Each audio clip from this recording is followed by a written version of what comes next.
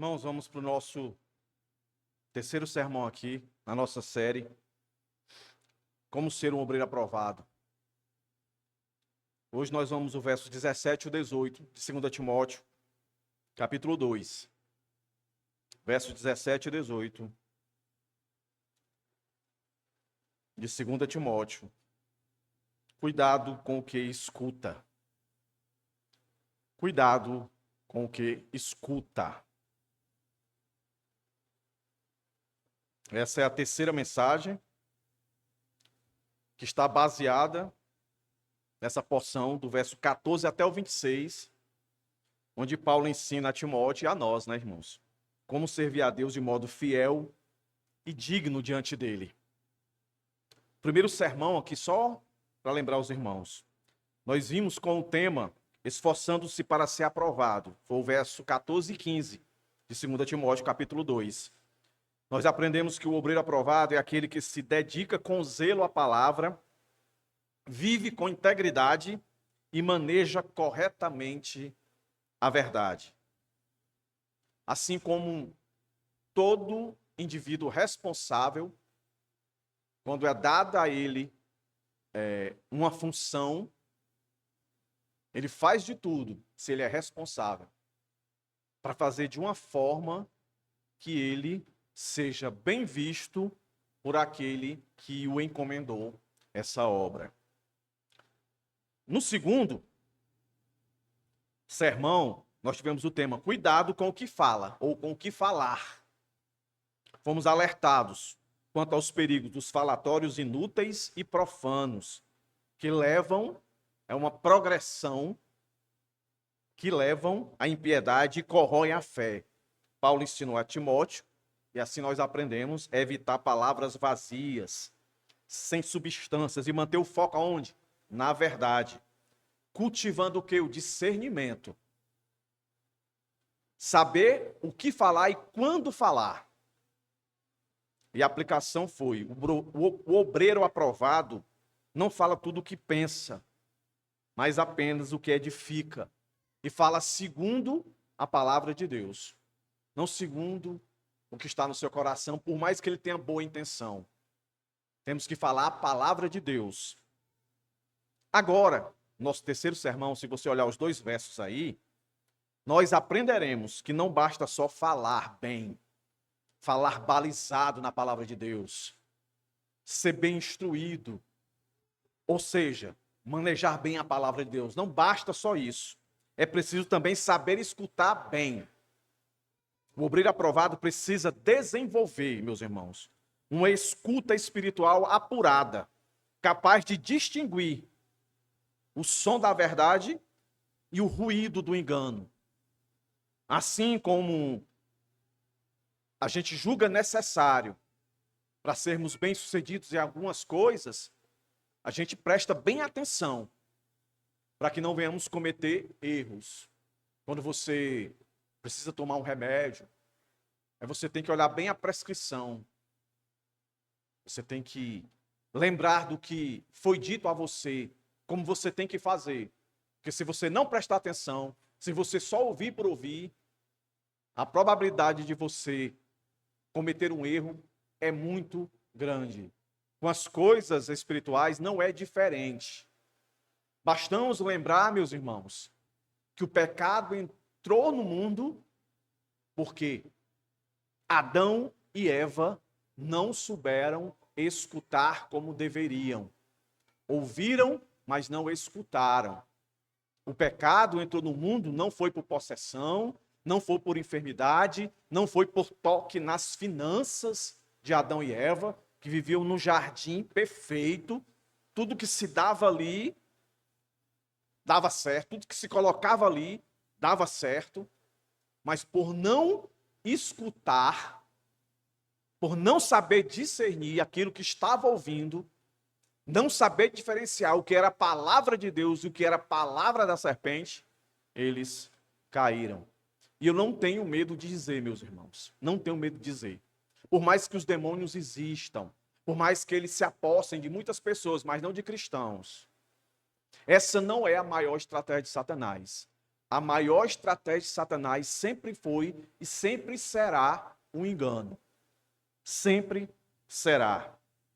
Então, Paulo, ele vai mencionar 2 indivíduos específicos para mostrar para Timóteo e mostrar para nós que isso é real nos nossos dias. Satanás tem os seus instrumentos. E acredite, não somente fora da igreja, mas dentro da igreja. Quando eu digo dentro da igreja, eu quero que você entenda bem. Isso aqui não estou colocando medo em você, e também não estou querendo que você agora passe a julgar as pessoas da maneira incorreta. É querendo dizer para vocês que estão aqui mais uma vez, a igreja não é o céu. A igreja é a ponte. É a ponte que leva ao céu. Mas você só vai ao céu se essa igreja tiver Cristo sendo ministrado. A verdade, o Logos. Você vai entender já já isso. Então a gente vive hoje tempos, meus irmãos, em que a palavra de Deus é relativizada. Só basta o indivíduo ter uma boa oratória, alugar um local, ter uma Bíblia aberta, pronto. A maioria das pessoas vão escutar e não se preocupam em, de fato, avaliar se ali há uma expressão da verdade. Por isso, não se iluda. Paulo, escrevendo a Timóteo a 2ª carta, ele vai morrer. É a última carta dele. Ele sabe que vai morrer. Paulo vai dizer para Timóteo, mais adiante, nós não vamos entrar nesse texto, mas ele vai dizer que todos abandonaram ele. Mas Cristo, a razão da existência dele, a razão da persistência, da perseverança dele, nunca o abandonou. São as últimas palavras de Paulo. As últimas palavras de Jesus são semelhantes às de Paulo. Paulo copia Jesus. O sermão de Mateus, capítulo 24, Jesus vai responder perguntas dos discípulos. Eles querem saber como é que as coisas vão acontecer no final, como é que vai ser. Jesus diz, acautelai-vos. Cuidado com os falsos. Aqui ele vai trazer 2 indivíduos, vai dar nome a eles. Então Paulo, como é conhecido, pai espiritual de Timóteo, traz essa advertência, que está no verso 17 e 18, do qual nós vamos ler agora. Olhe para o texto. Além disso, a linguagem deles corrói como um câncer. Entre esses estão Himeneu e Fileto, que se desviaram da verdade, dizendo que a ressurreição já aconteceu e estão pervertendo alguns em sua fé. Vamos orar, meus irmãos, para que Deus nos dê graça para compreendermos mais essas verdades aqui dessa noite. Deus, te somos gratos por nos trazer aqui mais uma vez, por nos salvar, Deus, por nos sustentar, por nos guardar, por nos dar o privilégio de vir à tua casa, cantar louvores, ler a tua palavra, orar. E agora, Deus, depois de ofertar, mostrar a nossa generosidade, a nossa gratidão para contigo, nos sentamos para ouvir a tua palavra. Ser comigo, ser com cada um desses irmãos que aqui está, da criança ao idoso, do mais instruído ao menos instruído, que todos, Senhor, sejam afetados pelas palavras que daqui sairão. Ó Deus, que teu Espírito Santo haja com poder na minha mente, na minha fala, assim também na mente, no coração de todos esses que aqui estão. Que haja um mover do teu Espírito que nos leve, Senhor, ao arrependimento para a salvação, se for necessário. O arrependimento para o amadurecimento, para a santificação. Acima de tudo, Deus, para o crescimento da tua igreja que hoje aqui se reúne. Em nome de Jesus, que haja temor em nossos corações diante da tua palavra falada. Que possamos abrir os nossos ouvidos de fato, não só para ouvir, mas para escutar, Pai. O que tu tens a nos ensinar hoje nesses 2 versos. A nos fazer crescer nessa verdade, do cuidado que temos quanto a escutar. Em nome de Jesus, perdoa os nossos pecados, nossas falhas. É que eu te peço hoje e sempre. Amém. Meus irmãos, como é que eu vou dividir o texto aqui? Muito simples.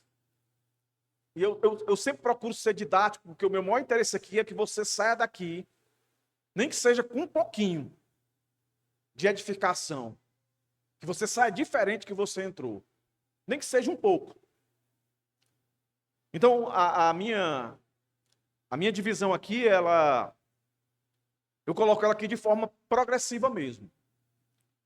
O discurso é falso, nosso primeiro ponto, verso 17.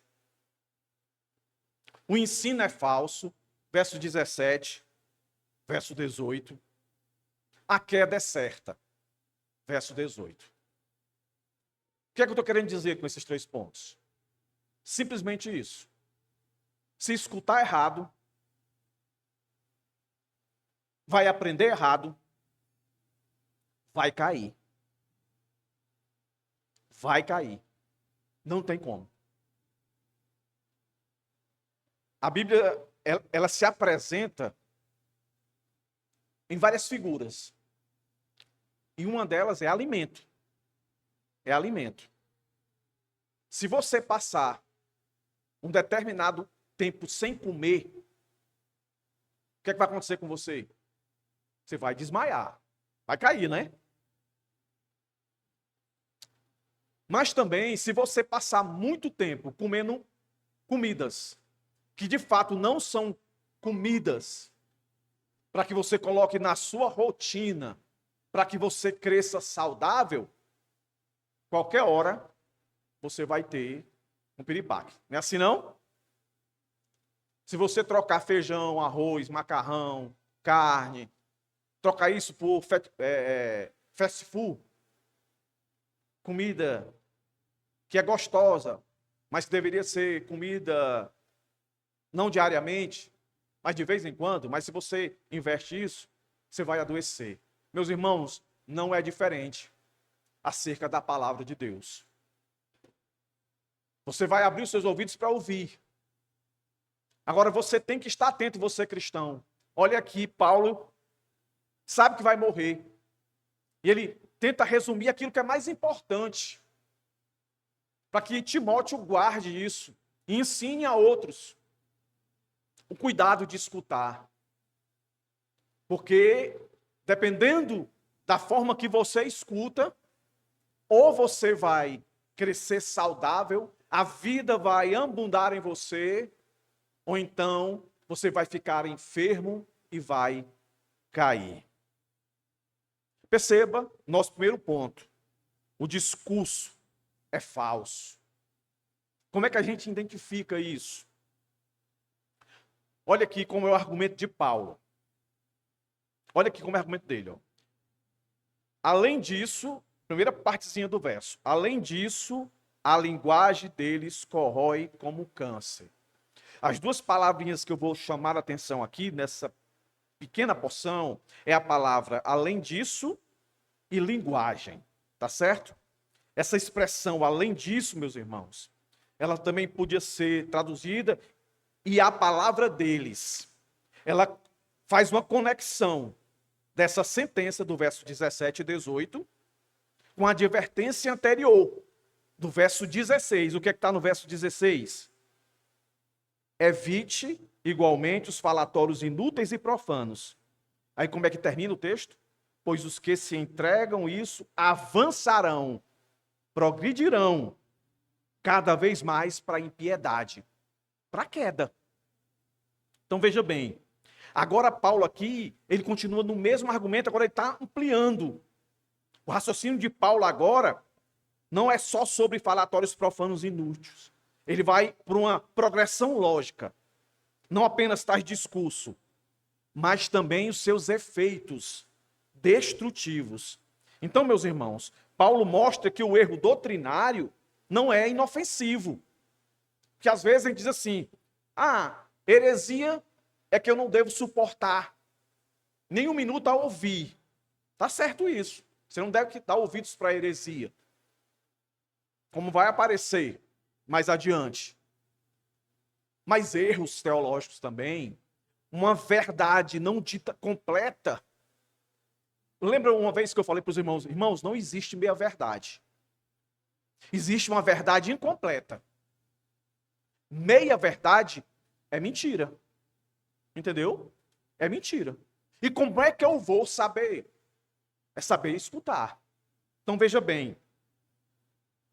E essas consequências eram reais e contagiosas. Se eram reais e contagiosas, aqui na época de Paulo, que está no verso 16, o que nós vamos começar a ver agora no verso 17 e 18, meus irmãos, é também nos nossos dias. Muito mais. Não existe nada novo debaixo do sol. Salomão já dizia isso. Mas o ponto aqui que eu e você não podemos esquecer, que falando de quantidade, nós vivemos um período que é muito mais frequência de falas mentirosas, de engano, são em muito mais quantidades. É no celular, é no computador, é no tablet, é no notebook, é na televisão. Em muitas igrejas por aí. Por isso que Paulo, ele é muito perspicaz com as palavras que ele escolhe. A segunda palavra, que eu já me referi com os irmãos aqui, além da palavra, além disso, é linguagem. A palavra que está aí, meus irmãos, é a palavra logos. Olha que interessante. O que é que ela significa? Daí veio o título do meu ponto. Discurso, mensagem, ensino ou fala. Nesse contexto aqui, refere-se ao ensino dos falsos mestres, que ele cita o nome dos dois. Não apenas palavras isoladas, mas palavras, discursos bem intencionados pelos enganadores. Eles chegam sorrateiramente, como a serpente lá no começo. Pega as palavras de Deus e distorce. É isso que Paulo está falando aqui. Por isso ele usa essa palavra logos, que é um termo teologicamente carregado no Novo Testamento. Onde é que essa palavra aparece? Olha que fantástico isso aqui, meus irmãos. Aparece lá em João 1:1, um texto bastante conhecido, que diz assim, ó: no princípio era o verbo, e o verbo estava com Deus, e o verbo era Deus. Verbo aí é a mesma palavrinha, logos, que foi traduzida aqui para nós como linguagem.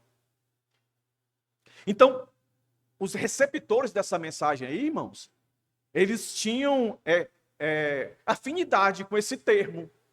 Eles ouviam muito isso, logos, palavra. João, quando coloca essa palavra, é interessante.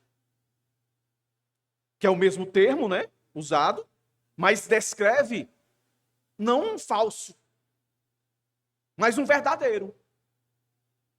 Aqui no nosso texto está associado a Himeneu e Fileto. Dois enganadores, dois falsos profetas. Dois crentes falsos. Estão dentro da igreja. Mas em João, é usada essa palavra, Paulo pesca ela lá, é usada para Cristo. A palavra viva, criadora e redentora. No hebraico, a semelhança dessa palavra, ou quando se compara a ela, uma palavra que está do lado dela, é a mesma usada lá em Gênesis, quando Deus cria as coisas pela fala.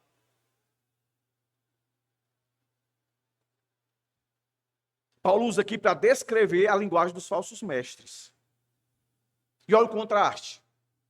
Nós lemos no texto que essa linguagem deles é para a morte espiritual, é para a queda. Mas em João, é para a vida. É para o fortalecimento.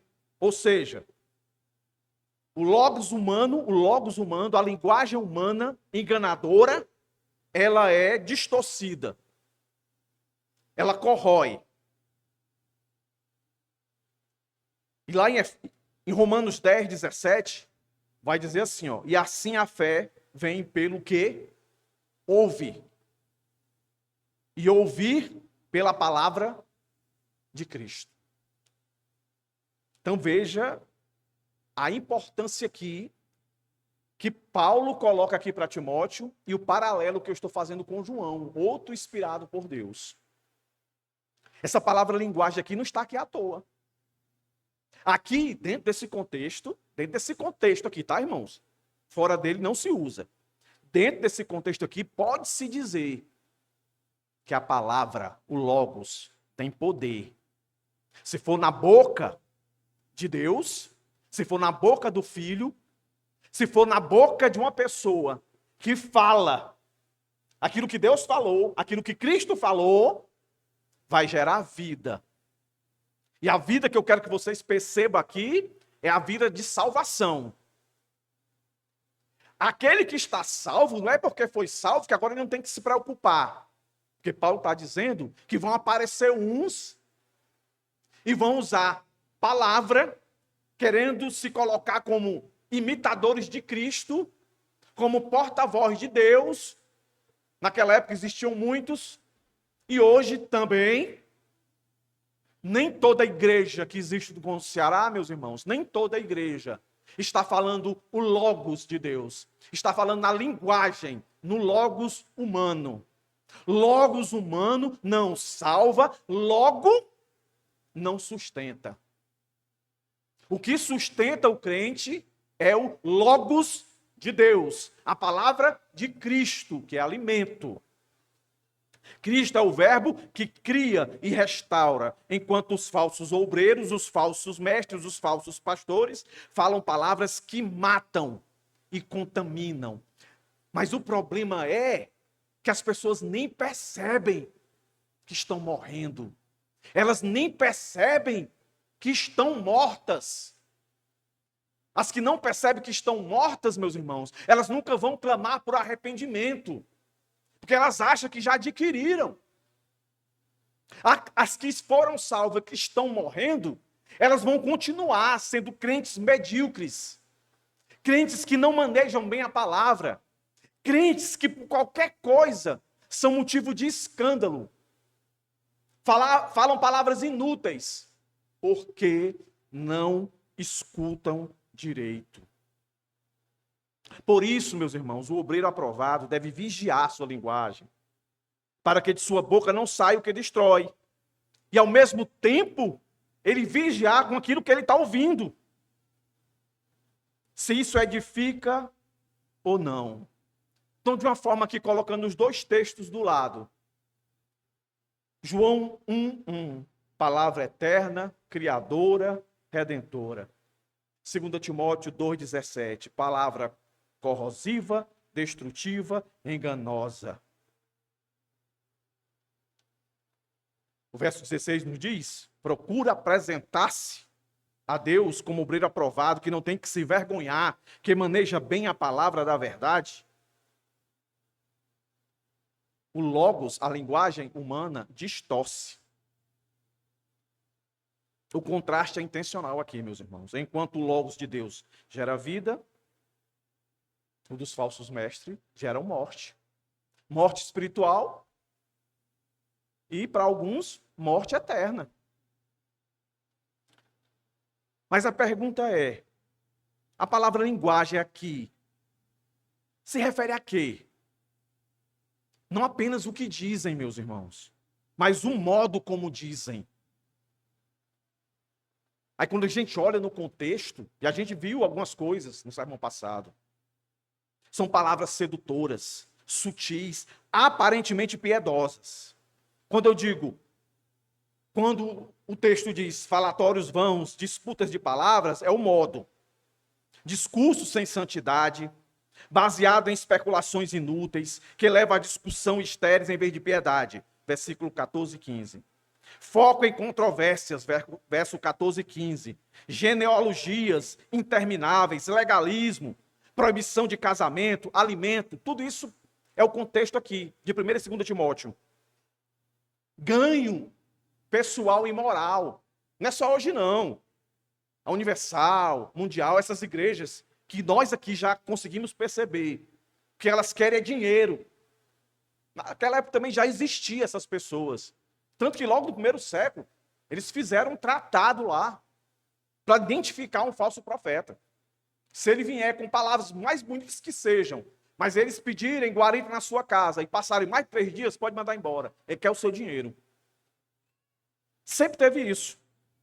Com linguagem sedutora, motivacional, mas por trás, só impureza. Visando um ganho financeiro. Explorando a vulnerabilidade, já naquela época, de pessoas.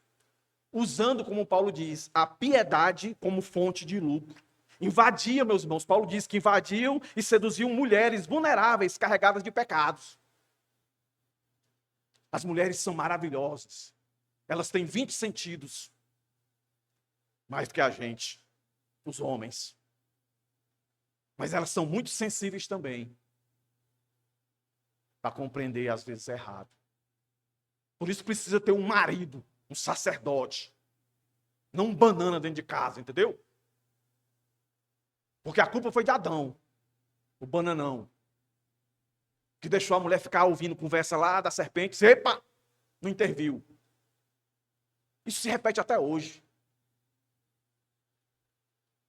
Eu procuro colocar em prática a macheza da Bíblia. O macho que a Bíblia manda ser. Entendeu? Não é machismo, não é macho. Fico colocando em prática. Quando eu estou estudando essas coisas de gay, eu vou corrigir algumas coisas. Satanás continua o mesmo. Ele não mudou.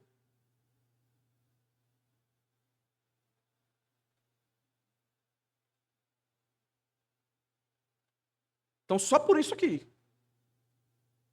devemos dar atenção ao que escutamos. Dá atenção, meus irmãos. E outra oportunidade aqui, eu falei sobre a diferença de ouvir e escutar. Só para deixar didaticamente você, de uma vez por toda, entendido dessa diferença. Vai lá, ó. Ouvir é um ato mais passivo, relacionado ao sentido da audição. Escutar é um ato ativo, que envolve a compreensão, o processamento da informação. Ou seja, ouvir é apenas captar o som. Escutar é discernir o sentido, é entender o que está por trás de um som. Aí eu querendo ilustrar isso aqui, aí eu me lembrei, porque esses dias aí eu fui para muitos médicos. E eu fui para um que ele mandou sentar, normalmente eles fazem isso, né? Ele vem com o estetoscópio, né, que chama. Aí bota aqui, coração da gente, manda dar uma respirada. Aí bota aqui, bota das costelas. Respira, né? Solta. Aí depois ele vem bem para cá, falta enfiar, atravessar o, né? Respira. No linguagem médico, né? É auscultar. Como é que está fazendo? Está ouvindo? Não. Ele está mais do que ouvindo. Ele está escutando. Ele vai escutar o barulho do coração. Aí o médico vai identificar se aquele barulho é vida ou se aquele barulho ali está esquisito, apontando para algo que no final pode ser a morte. Ele bota lá. Ele bota lá para ouvir, aí ele escuta. Aí vai lá para o pulmão, né? Para ouvir o pulmão. Aí enche, respira. Aí ele escuta o barulhozinho lá, né? Para identificar. Para identificar. Fica... Tanto que ele pede, né? Caladinho, só faço o que eu peço. Respire, respire. Eu levei meu pai também, o médico botando, e ele conversando, o médico, não, se cale, o quê? Se cale. Porque o médico queria escutar. Auscultar. Então, aí fica muito fácil, né? Para eu aplicar aqui, né? Da mesma forma, o obreiro aprovado não se contenta em ouvir qualquer mensagem que se diga cristã. Pode ser qualquer um. Olha, Paulo vai dizer que Satanás, escrevendo aos Coríntios, que Satanás se transveste de anjo de luz, não é de trevas não. E de ministro da justiça e não da injustiça. E como é que eu vou saber que nessa luz não é luz, é trevas? Como é que eu vou saber que essa justiça não é justiça, é injustiça? É se eu auscultar. E o que é auscultar? Escutar é um ato ativo que envolve compreensão e processamento da informação. Pastor, o senhor ilustrou aí com a área médica. O médico usa o estetoscópio. E nós? A Bíblia. A Bíblia é o seu estet. Entendeu? A Bíblia. Aí ela tem que estar onde? No seu coração, na sua mente. Para quando a palavra vier, você está ouvindo aquele pastor, ou alguém mandou um link para você, ou você está em algum lugar, está zapeando, ou está lá instagramando, ou se estragando, né? E aí aparece um negócio para você lá, você automaticamente, peraí, não vou só ouvir não, vou escutar isso aqui. Eu vou escutar. Isso é tão claro na Bíblia, meus irmãos, e a gente deixa de passar batido. O próprio João, que escreveu o 1 João, né? Escreveu João 1:1, também escreveu as epístolas. E lá, em 1 João 4:1, ele diz assim, ó: amados, não creiam em qualquer espírito, mas ponham os espíritos à prova, para saber se procedem de Deus, porque muitos falsos profetas têm saído pelo mundo. Nem todo mundo, meus irmãos, que diz ser cristão, nem todo mundo que diz que está pregando o evangelho, está pregando o evangelho. Você tem a responsabilidade de saber discernir isso. E como é que eu faço isso? Sabendo escutar. Hoje, na nossa EBD, foi citado lá uma passagem da Transfiguração. Pense num evento fantástico. Foi não? A gente viu aqui, né? Chegar lá, ver Jesus, né? Um corpo glorificado, ainda aparecer Moisés e Elias, ó, os famosão do Antigo Testamento, ó, os poderosos, né? Moisés, o cara, entendeu? Aparecer lá. Aí Pedro vê tudo aquilo lá. E diz, eita, meu irmão, que experiência fantástica. Vamos ficar aqui mesmo. Aí lá em Pedro ele diz que Deus disse para ele não. Mas se você ler na Transfiguração, vai dizer lá, ó, escute o que ele tem para dizer. Leve mais em consideração o que você vai ouvir do que você está vendo. Tanto que lá nos evangelhos diz assim, ó, não comente para ninguém que você viu aqui, até que aconteça algo. Mas dê atenção, escute. Meus irmãos, é muito claro isso. Por que as pessoas se deixam enganar tão facilmente? Por quê? Qualquer indivíduo que aparece, fale mais bonitinho. Pode ser, meus irmãos. E existe. Pode ser um Himeneu ou um Fileto. Que está aí falando, e você achando que está adquirindo vida, e você está sendo contaminado. E quando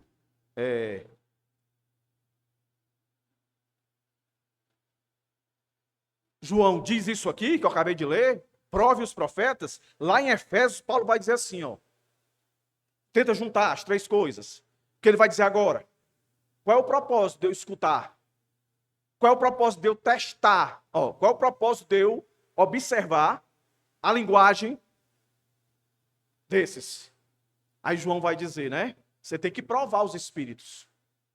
Aí Paulo, agora em Efésios, diz assim, que o propósito é que não sejais, mas como crianças. Efésios 4:14.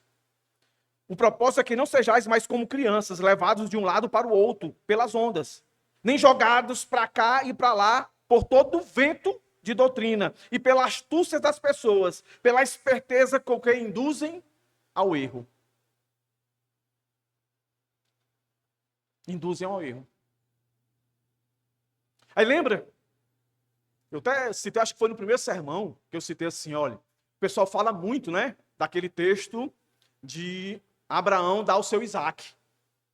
Aí vocês já viram várias pregações, principalmente na Universal e outras coisas, que ligam isso à oferta. Dê o seu Isaac. Aí o indivíduo escuta isso, aí vai, meus irmãos. Pega, leva a escritura da casa e dá para a igreja. Ele vai, faz um cheque e dá para a igreja. É o Isaac dele, ó. Ele vai, entra no aplicativo, faz um empréstimo e dá para a igreja. E ele não parou um pouco, ele não saiu do ouvir. Ele não parou um pouco para escutar e usar o estetoscópio, que é a palavra de Deus. Peraí. Mas Abraão levou o filho não morreu.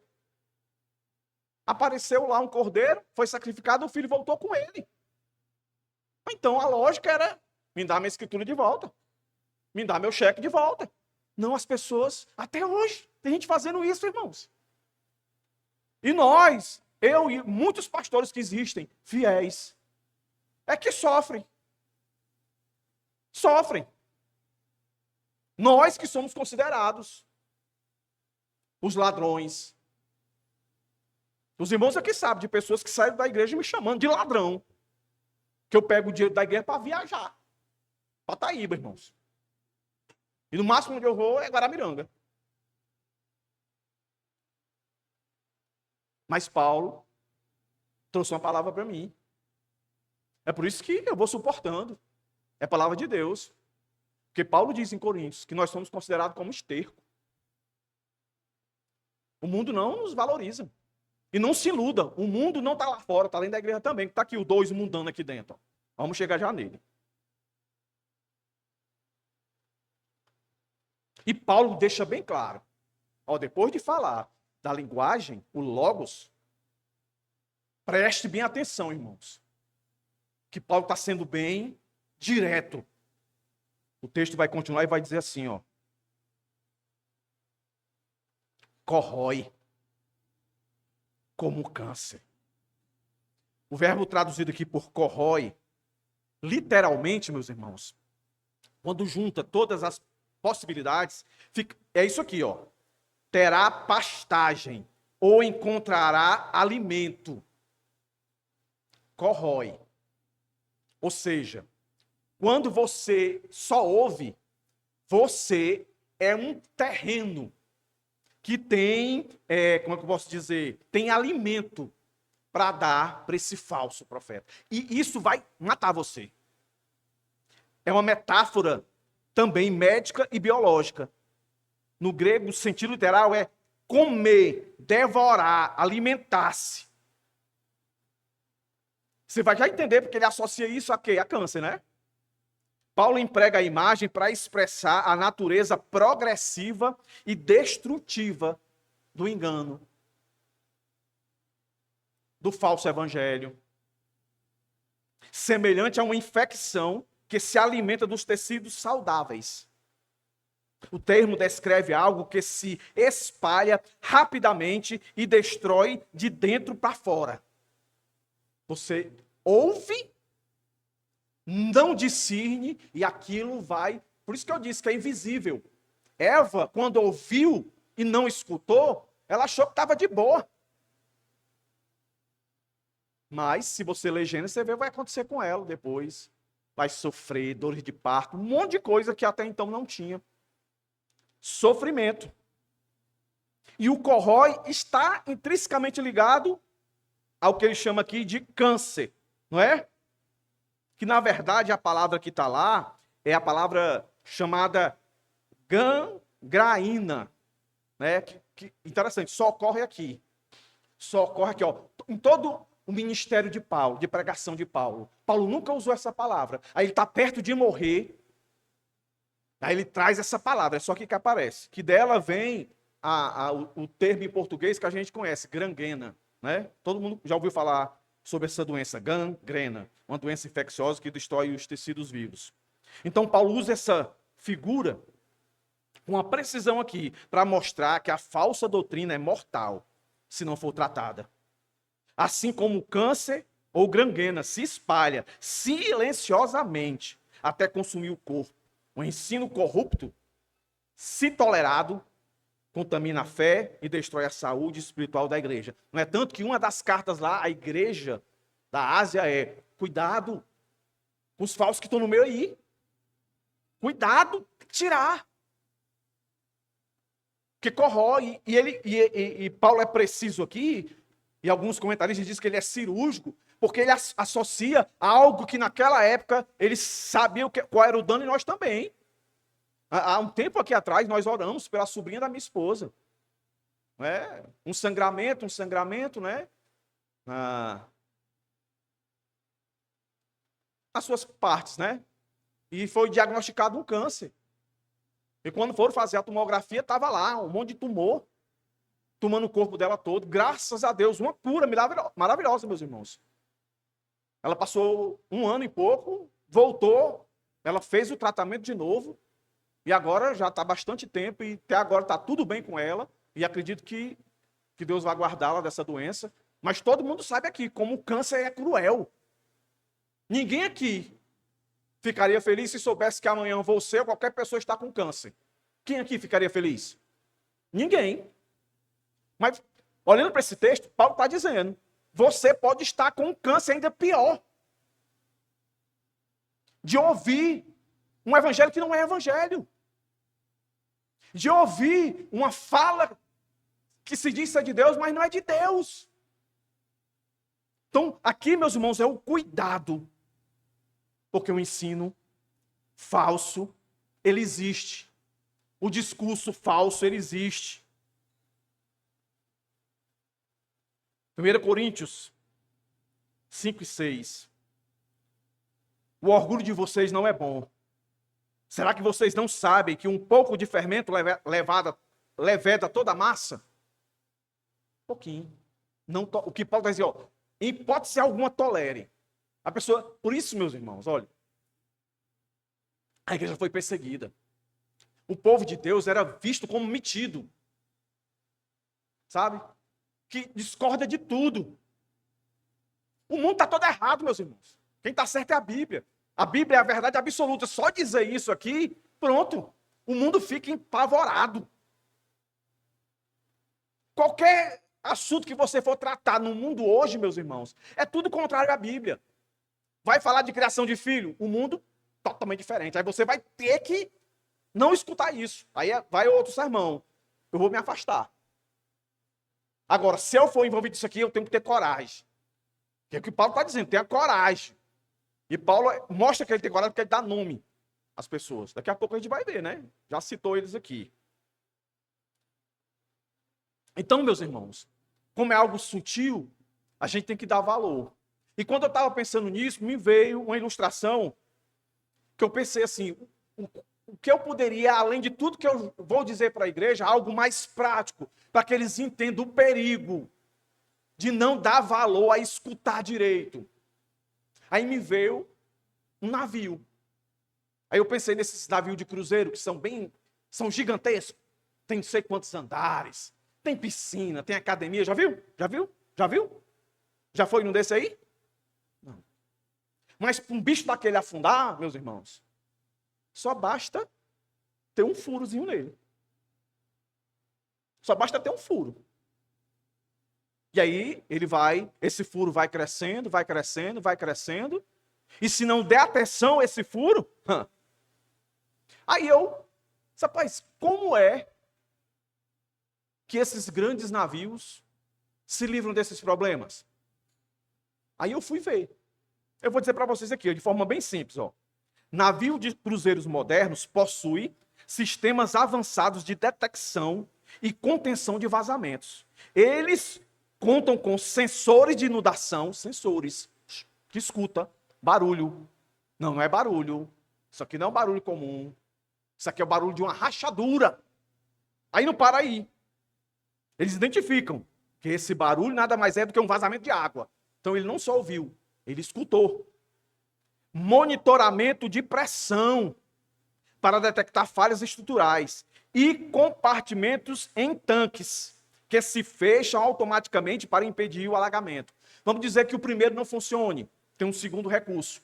O segundo recurso não funciona, o terceiro, debaixo daqueles grandes navios, eles têm compartimentos que se detectar um furo, aí fecha, veda. Então, a água vai entrar, vai ficar só naquele, não vai passar para os outros. O navio vai conseguir chegar em um local com segurança para resolver o problema, para que aquela embarcação não afundar. Aí as pessoas estão naquele navio, nem sabem o que está acontecendo, mas tem pessoas que não estão ali só ouvindo, estão escutando. A nossa Bíblia espiritual é isso aí. A gente não pode menosprezar uma falazinha, não, mas foi tão pequenininha ali, não causa nada não. Você que pensa. Não foi da noite para o dia que pregadores que eu admirava, hoje estão totalmente fora do propósito de Deus. Eu citei um aqui, né? E fico mais corajoso ainda quando eu vejo Paulo citando, né? Que é o Ed Kivitz. René Kivitz. Não procure esse cara. Esse é um que diz que o Deus tirou o pecado do mundo, então não tem mais problema de você pecar. Se Deus está em você, você está em Deus. Não importa a cama que você esteja dormindo, olha o adultério. Não importa o pó que você esteja cheirando, vício. Se Deus está em você, ele não sai de você. Isso é câncer, corrói. Tá lá, um monte de seguidores, a igreja lotada de gente ouvindo esse cara. Tantas outras que ele disse, Jesus ali no poço, que ele disse que dava água para a mulher, não, ali ele estava oferecendo a ela o esperma dele. E tantos outros mais, que chamam você de meus lindos, meus fofinhos.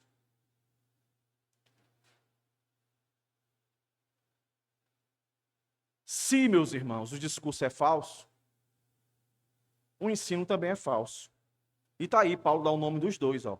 Entre esses estão Himeneu e Fileto, que se desviaram da verdade.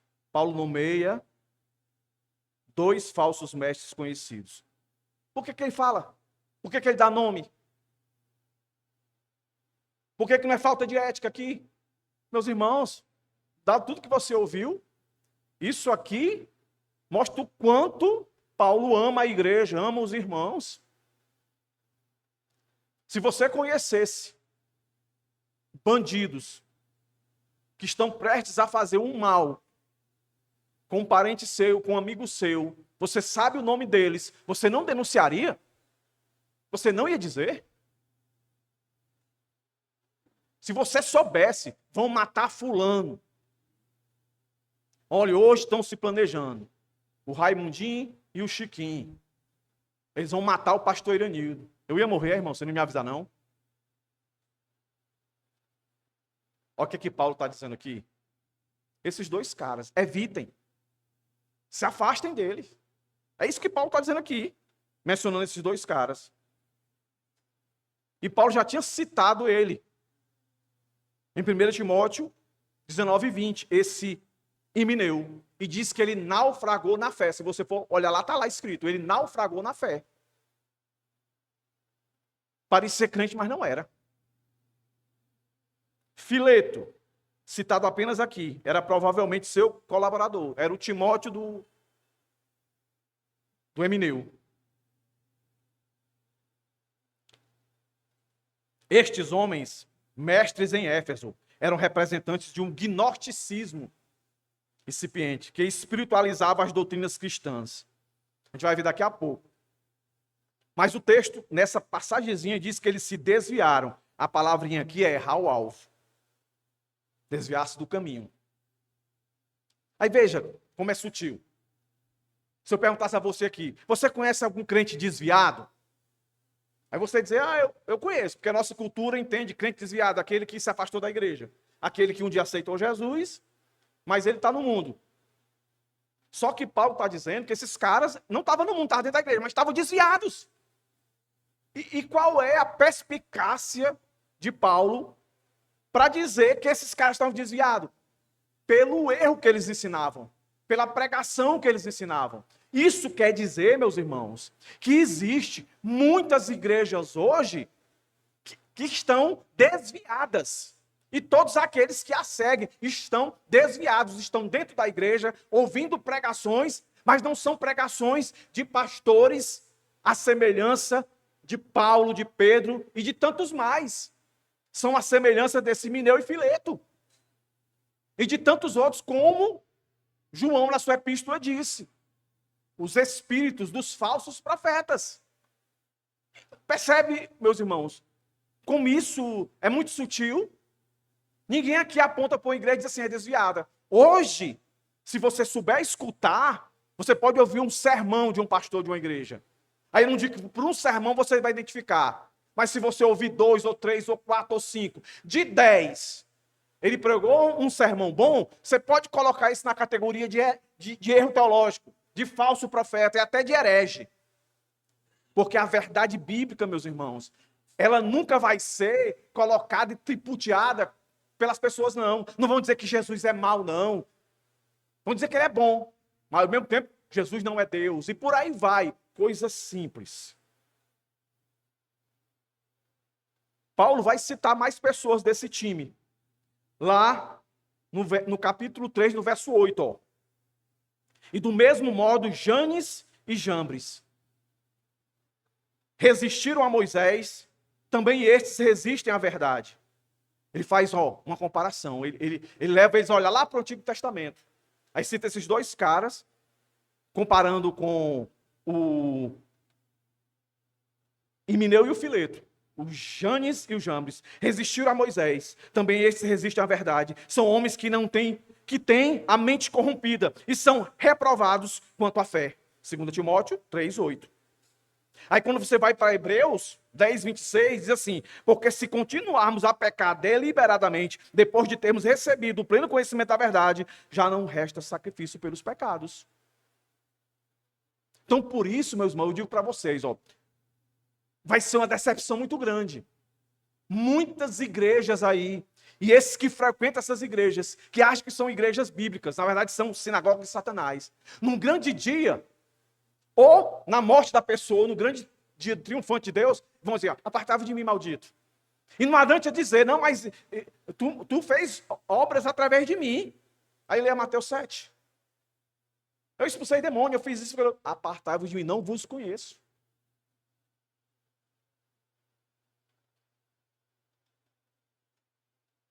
E o nosso texto diz que eles desviaram da verdade. Paulo deixa bem claro. O que é a verdade para Paulo, meus irmãos? É Cristo. O que é a verdade para Paulo? Somente pela graça. O que é a verdade para Paulo? Se você escolheu Cristo, o sofrimento é inerente. Onde é que Paulo está escrevendo isso? Está preso. Não, pastor, a gente veio só para sofrer? Não. A gente não veio só para sofrer. Quem aqui, de verdade, está sofrendo? Sofrimento de dor, sabe? Que não tem o que comer, que não tem o que vestir, perdeu o emprego, ou que tem um mandato, que vai ser preso amanhã. Ninguém, né? Mas isso não quer dizer que isso não possa acontecer, irmãos. Você já ouviu aquele ditado que diz assim, se prepare para o pior, não se prepare para o melhor. Porque o melhor ninguém precisa se preparar, né? Agora, se você ficar só querendo se preparar para o melhor, quando o pior chegar, pronto. Já era.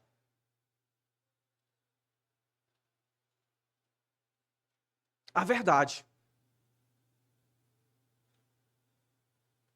Por que Paulo está dizendo isso?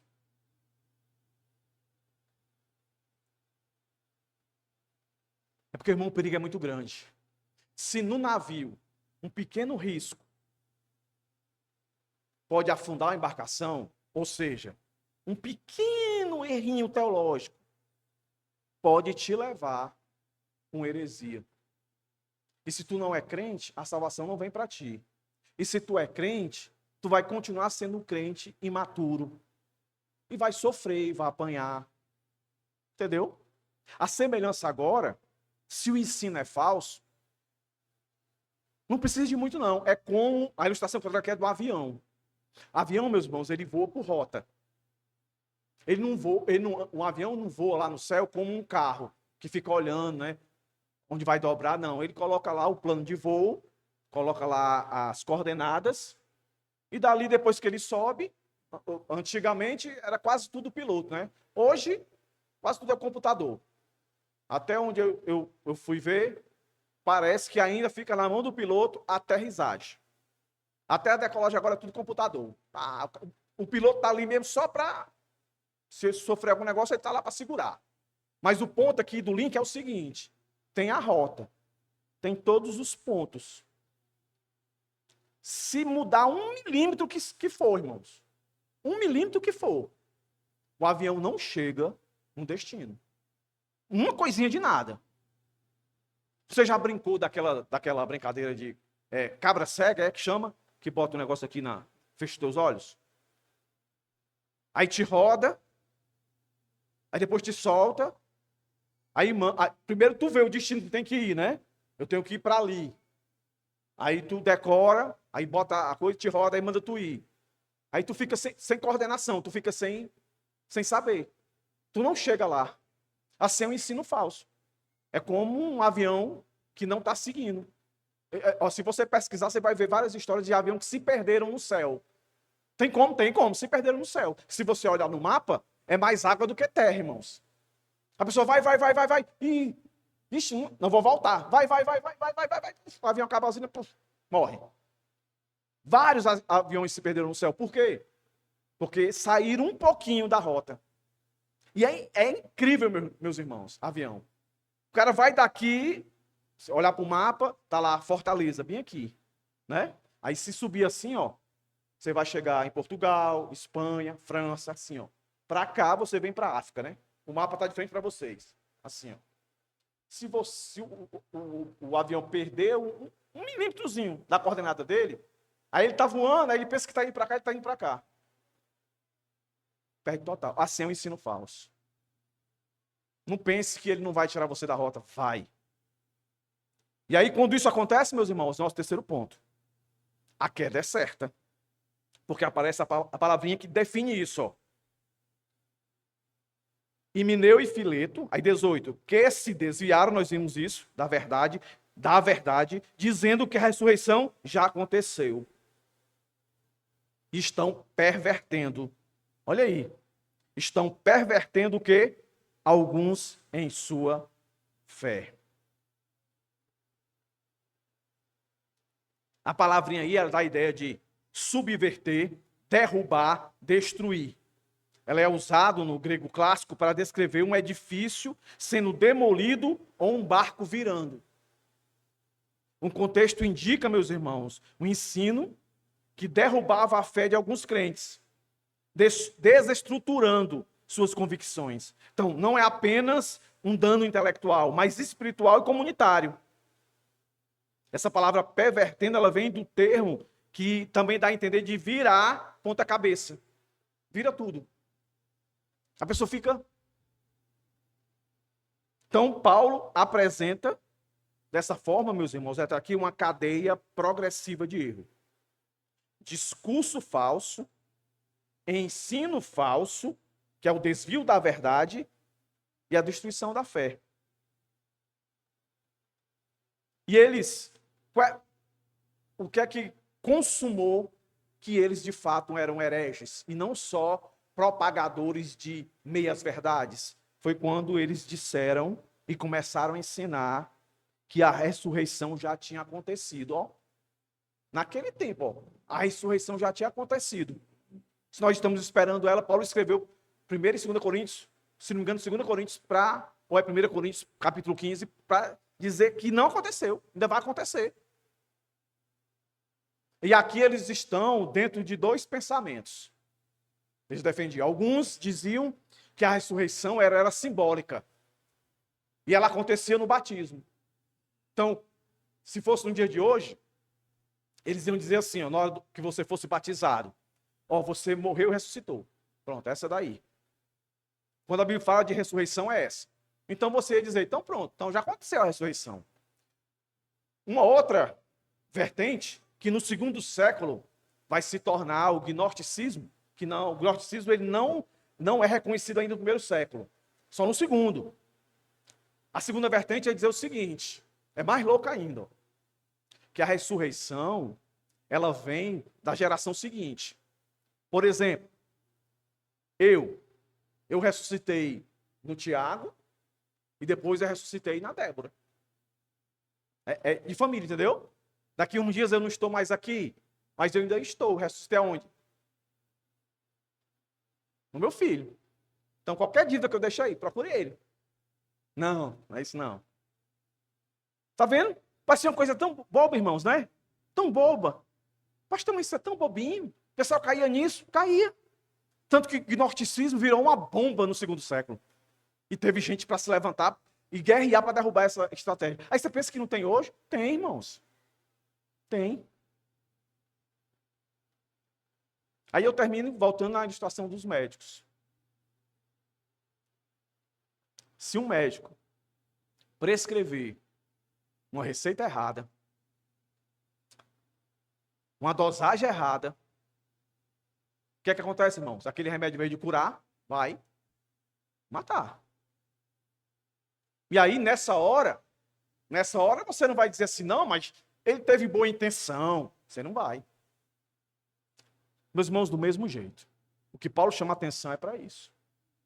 Saiba escutar. Saiba escutar. Não seja um avião sem rota. Não seja um navio com um pequeno furo. Porque vai dar errado no final. Não receba uma prescrição sem realmente examiná-la segundo a palavra de Deus. E aqui é comigo também. Escutem o que eu estou dizendo. Veja se tudo que eu falei aqui está batendo. Entendeu?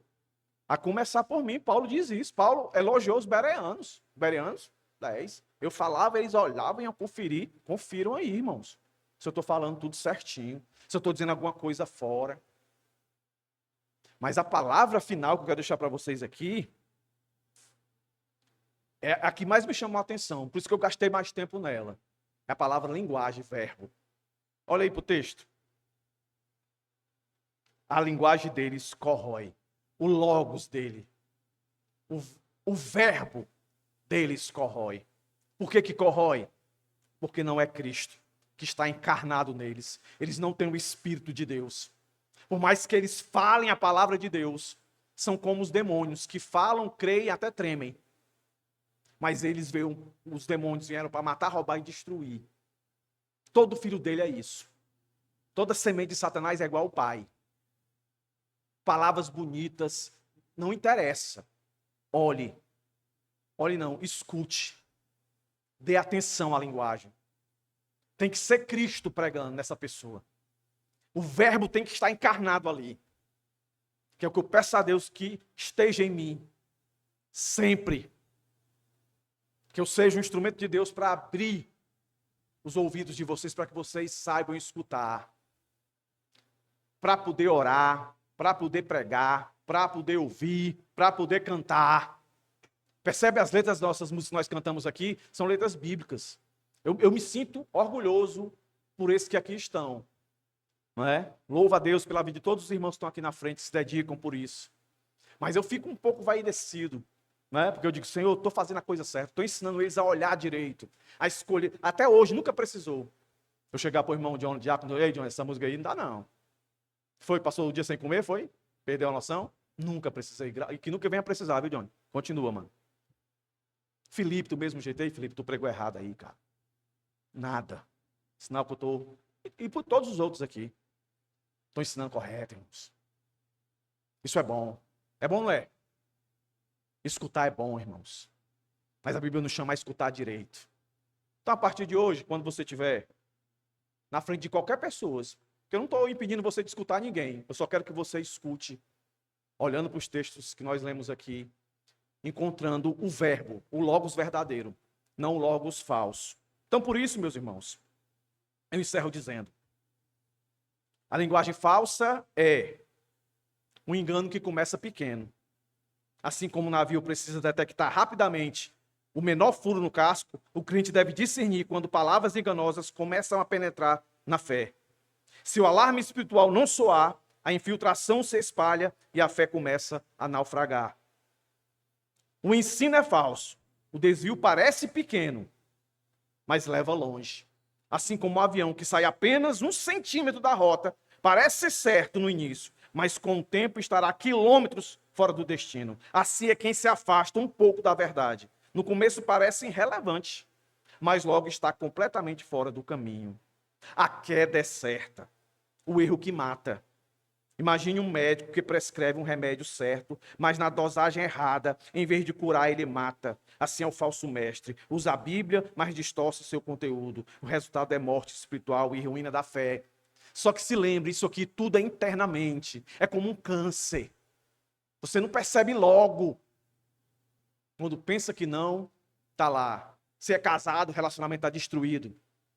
Se é casado, tem filhos, os filhos estão tudo...